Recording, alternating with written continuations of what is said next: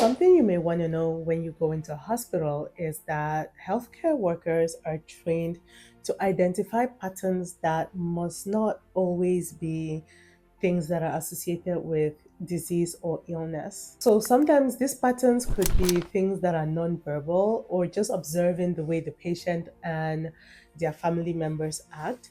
And sometimes they can find problems that can become really big red flags. One of such things, which is very commonly observed in a hospital, is intimate partner violence. And this used to be known as domestic violence, but it no longer is. And intimate partner violence is this physical, emotional, verbal, or sexual abuse that gets inflicted on one partner by another in an intimate relationship. The reason this is no longer called domestic violence is because with DV, you expect to see some sort of physical signs of abuse, but sometimes this is not always the case. And because this has become such a huge problem, there needed to be a better word to fit all of the different ways that this abuse comes up. And usually, how this shows up in a hospital is the abusive partner becomes very controlling, often telling the nurses and the doctors what to do. And you also see them tending to blame their partner over why they may be in the hospital or setting certain unrealistic expectations when it comes to how to manage the healthcare issue.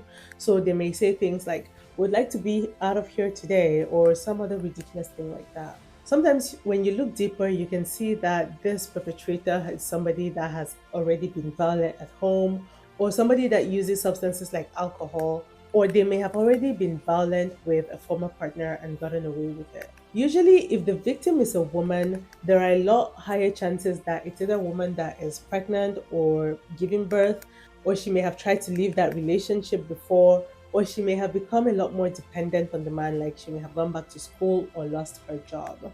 Medically, you'll also see that she has had like a history of recurrent sexually transmitted diseases. And immediately this gets flagged, the hospital's goal is to separate these two people and figure out a getaway plan with the victim.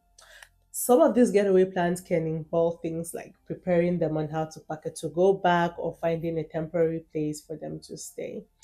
So, if you ever hear a weird story about people going into a hospital and getting interrogated, or if this ever happens to you in a hospital, chances are you've given enough red flags for this to even be a thing. Stay healthy.